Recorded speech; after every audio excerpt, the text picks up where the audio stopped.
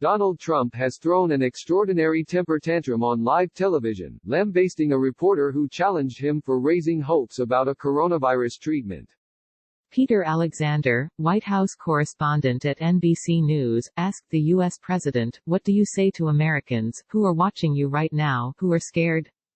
Erupting in anger, Trump unleashed a tirade. "I say that you're a terrible reporter.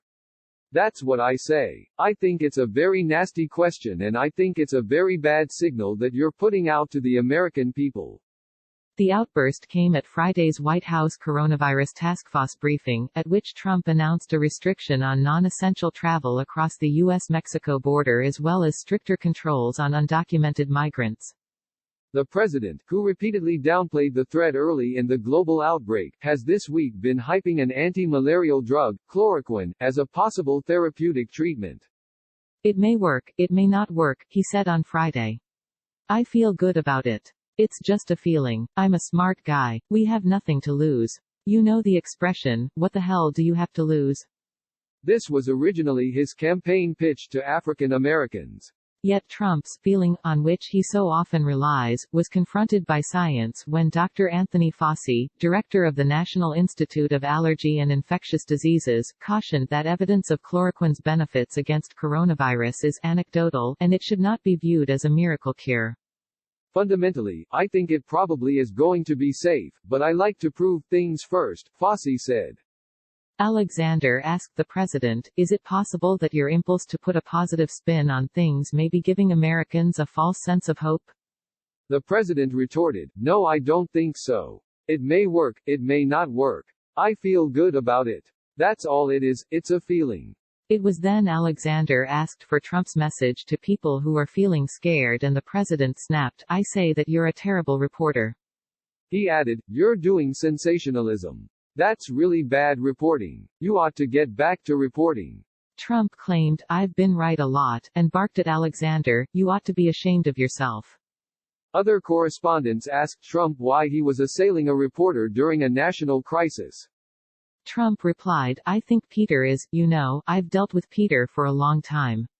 And I think Peter is not a good journalist when it comes to fairness. This is the time to come together. But coming together is much harder when we have dishonest journalists."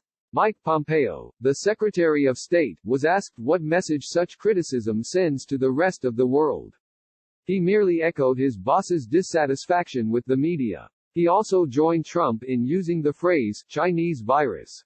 Introducing Pompeo, Trump referred to the Deep State Department, referring to a favorite conspiracy theory which holds that a network of bureaucrats and intelligence officials exists to frustrate the president's agenda, but which Steve Bannon, who has promoted the theory, has said is for nutcases. On the podium, Dr. Fauci glanced at the president, smiled ruefully, brushed his brow and rubbed his jaw in thought.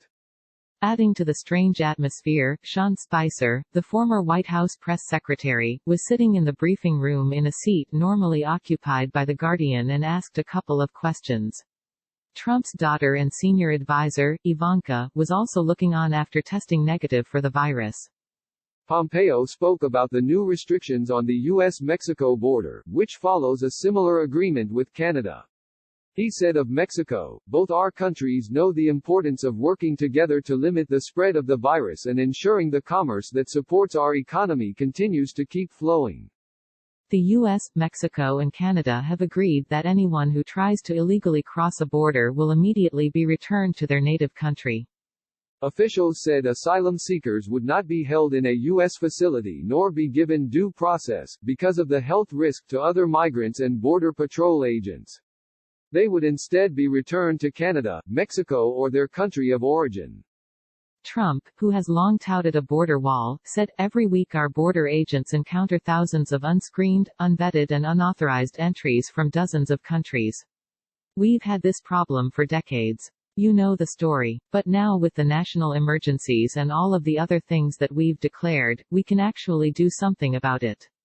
We're taking a very strong hold of that. We have before, but this is now at a level that nobody's ever approached.